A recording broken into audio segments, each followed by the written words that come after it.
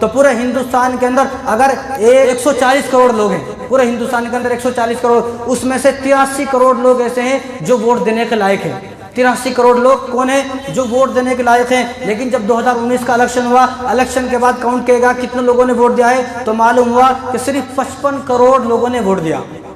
28 करोड़ लोगों ने वोट नहीं दिया।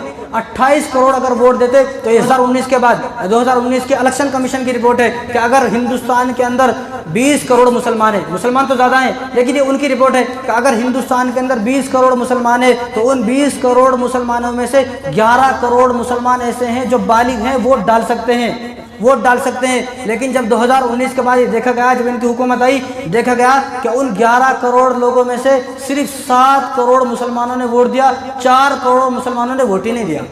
कहाँ सही हुए थे? घूमने के बाद इलेक्शन के दिन हमें घूमना है, हमें घूमने जाना है, बिरयानी बना के खाना, छुट्टी का दिन है। भाई ये छुट्टी का दिन नहीं है, ये अपनी किस्मत को बदलने का दिन है। आज अपनी किस्मत को बदला जाएगा। आज ये अपने मुल्क की हिफाजत का दिन है, ये अपने इस्लाम को, ईमान को, तहफ़्फ़ुज़ कुरान का, तहफ़्फ़ुज़ मसाजिद का, तहफ़्फ़ुज़ मदारिस का दिन है, किस्मत बदलने का दिन है। तो 7 करोड़ मुसलमानों ने सिर्फ वोट दिया, 4 करोड़ मुसलमानों ने वोट ही नहीं दिया।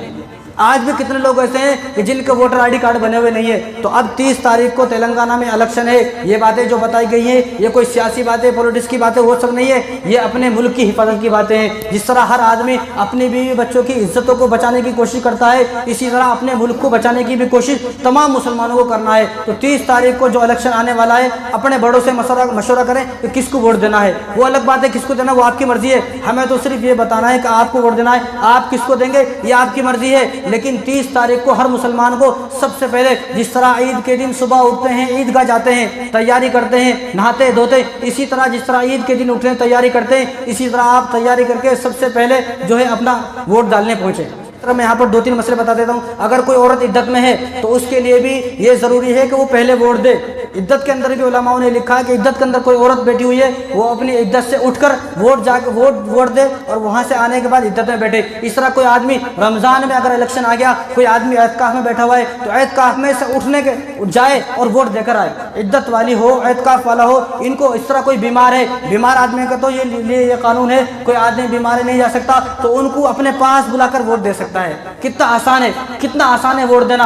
तो तमाम लोगों को चाहिए कि वोट दें। इसी तरह वोट देते हैं तो उंगली पर निशान लगाया जाता है। बाज़ लोग, एक बेवकूफ़ पागल खाने से आया, कहाँ से आया, उन्होंने बोला मैं वोट नहीं दिया। कई को वोट नहीं दिया, वो निशान लगाते हैं ना मौलवी साहब, यहाँ पर वो निशान लगाने से वुज़ू नहीं होता, गुस्ल नहीं होता, मैं तो नमाज का पाबंदी हूँ, मैं तो बड़ा सूफी हूँ, शरीफ हूँ। पागल वाली बात है कि वो निशान जहाँ पर लगाते हैं, वो निशान लगाने से वुज़ू नहीं होता, गुस्ल नहीं होता, और मैं बड़ा शरीफ हूँ, मस्जिद में रहता हूँ और मैं तो अल्लाह अल्लाह करता हूँ, लिहाजा मेरी वुज़ू नहीं होती तो मैं वोट नहीं दिया। कैसी पागल वाली बात है। ये सिर्फ एक कलर है, ये सिर्फ एक कलर है, ये कोई नेल पॉलिश नहीं है। ये कोई अपने घरों में जो औरतें नेल पॉलिश लगा रही हैं उनको नहीं रोक सका पागल, और यहाँ पर इस वजह से मैं वोट नहीं दिया निशान लगाते हैं। तो उस निशान के लगाने से कुछ नहीं होता, वज़ू भी हो जाता है, गुस्ल भी हो जाता है, नमाज भी हो जाती है। तो लिहाजा वो सिर्फ कलर है, एक निशान है, उसकी वजह से आप वोट देना ना छोड़े। इसलिए तमाम मुसलमान याद रखें कि 30 तारीख को इलेक्शन का दिन है। जो आपको अच्छा लगता है आप उसको वोट दें, बस जालिम को ना आने दें। और छोटी छोटी पार्टी को वोट ना दें, बड़ी पार्टी, ऐसी पार्टी को वोट दें जो 2024 में जालिम से लड़ने का मुकाबला करती हो। आप समझ जाएं इशारा, जो 2024 में जालिम से लड़ने की जिसके पास पावर हो, आपको उसको वोट देना है। ये छोटे छोटे लोगों को वोट नहीं देना है, चाहे उनके कितने भी बड़े नाम हो, कितनी बड़ी स्पीच देते हो, धांसू स्पीच दिया और ऐसी तकरीर करा, उनकी तकरीर में नहीं आना है। बस हमें ये देखना है 2024 में कौन जालिम से लड़ सकता है, कौन जालिम के मुकाबले में खड़ा हो सकता है, हमें उसको वोट देना है। तो तमाम लोग 30 तारीख को जुमेरात के दिन जिनके पास ID है वो वोट देने पहुंचे।